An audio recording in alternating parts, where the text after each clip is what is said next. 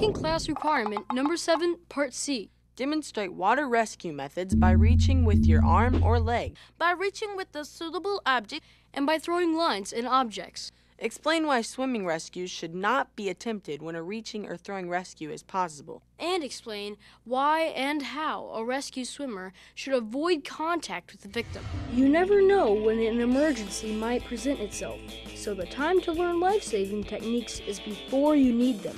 And the best way to learn and practice water rescue skills is at scout camp or in a class at your local pool. A basic, safe, and effective type of water rescue is the reaching rescue. It's a little-known fact that more than half of all drownings happen within 20 feet of safety. A reaching rescue involves exactly what it says, reaching out with your hand or an object in order to pull a struggling swimmer to safety. If he's very close, you can lie down to brace yourself, extend your hand, and try to grab his wrist. If he's beyond the reach of your arm or your leg, try using an available object such as a paddle or a towel to extend your reach. Keep your weight low and stay well braced. If that's still not enough, you might need to enter the water holding onto a pool ladder or dock support while extending the length of your body to the person. If you have others to help with the rescue, a human chain might be an option. If the person needing help is beyond all possible reach, try a throwing rescue. The idea is to throw or shove something that floats towards the struggling swimmer so he can grab onto it. That might be a life preserver, a picnic cooler, anything that floats. It's best if the object has a line attached so you can pull the person to safety. If not, throw the object alone so the struggling swimmer can use it for flotation. It's also a good idea to practice throwing weighted and unweighted lines for rescue purposes. If a reaching or throwing rescue is not possible, then get help. That might mean finding a boat in order to get close enough to a struggling swimmer to extend a paddle or toss a life jacket. The rescuer should also wear a life jacket while in the boat. Getting entangled in the water with a panicked drowning victim is very dangerous.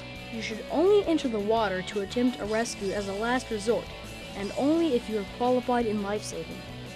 Even then, the rescuer should take something for flotation or for extending to the victim in order to avoid direct contact with him.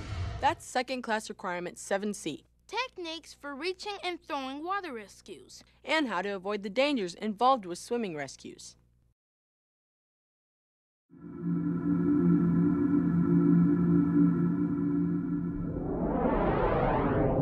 Second class requirement number 2, part C.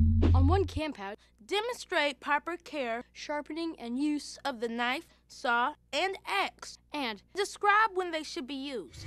Part of every campout is doing camp chores, splitting wood, clearing a trail, starting a fire. Having the right tools for the job and knowing how to use them can turn chores into rewarding and safe fun. For nearly any camp task, the basic tools are a pocket knife, an axe, and a camp saw.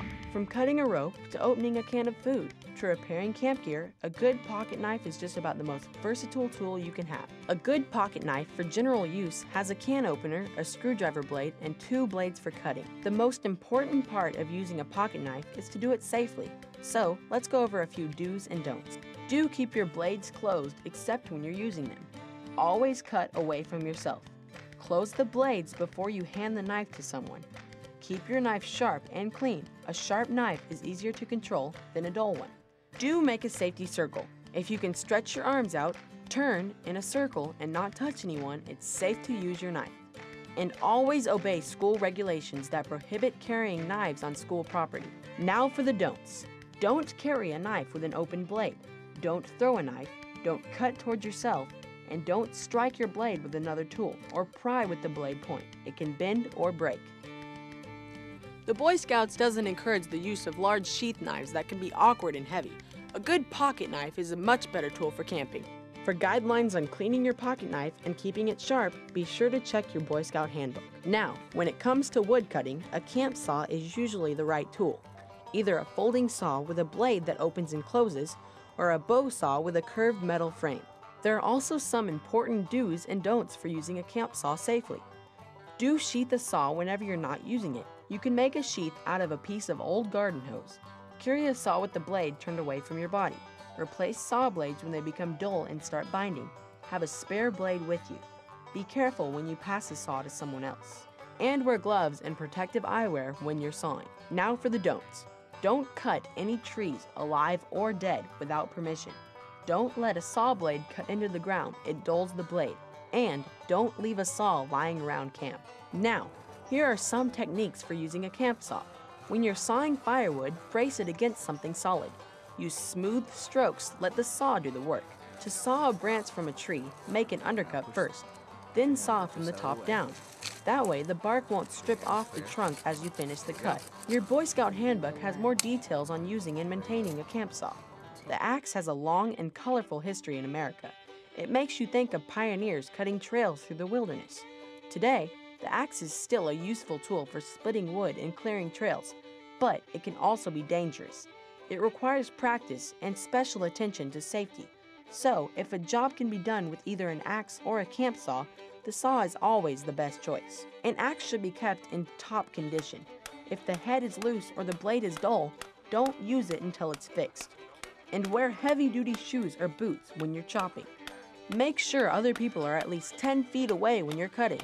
You may want to rope off an axe shard if you're camping several days. The right axe technique is both safer and more efficient. When you chop branches off a log, stand on the side opposite from the branch. Keep the log between you and the limb in case the axe misses. When you're cutting through a log, hold the axe with one hand near the head and the other close to the knob on the handle. Lift the head above your shoulder and slide your hands together as you swing the cutting edge into the log. Let the weight of the axe head do most of the work. Aim your blows to cut a V-notch in the log. Splitting wood is best done on a chopping block, so any misses go into the block, not your leg. Stand a larger piece of wood upright on the block and drive the axe into the top end. If it doesn't split, pull the axe out and try again. Never swing an axe with a piece of wood stuck on it. Axe handling, carrying, and storage are also important parts of safety. Put a sheath on the axe and carry it at your side with the blade turned away from your body. Never carry an axe slung over your shoulder. Pass an axe to someone else holding the handle with the axe head down and pointed away from both of you. Release your grip when the other person says thank you. And last, to sharpen your axe properly, you'll need an 8 to 10 inch file made for sharpening blades. Wear leather gloves to protect your hands, and you may want to make a knuckle guard out of a piece of heavy leather. You can get a handle for the file at the hardware store. Now, brace the axe head on the ground between a log and 2 wooden pegs or tent stakes. Another scout can help hold the axe steady. Place the file on the edge of the blade and push it into the bit with enough pressure to cut into the metal. Then, lift the file off the axe and repeat the downward stroke. Use firm, even strokes and keep count. So, when you turn the axe over to sharpen the other side, you can use the same number of strokes. And remember, a dull edge reflects light, so continue to file until the edge seems to disappear. That's second class requirement 2C. The care, sharpening, and use of a pocket knife, saw, and axe. The key here is safety. So study the information in your Boy Scout handbook. Work with your leader to learn safe techniques. And then practice until you're ready to demonstrate your knife, saw, and axe skills for your leader.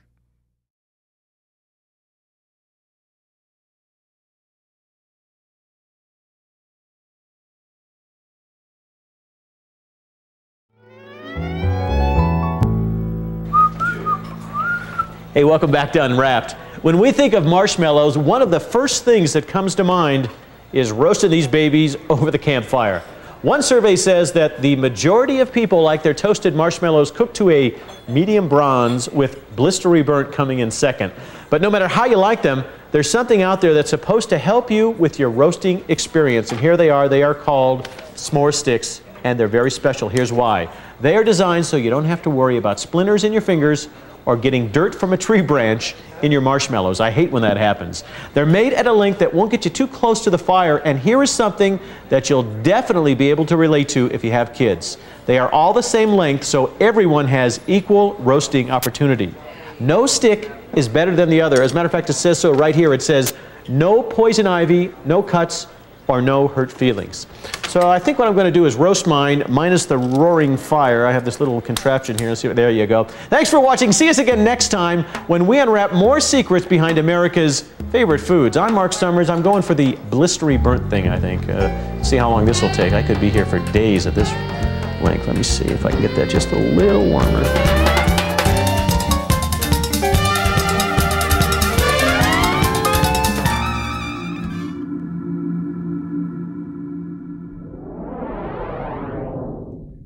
Tenderfoot requirement number 10, Part B.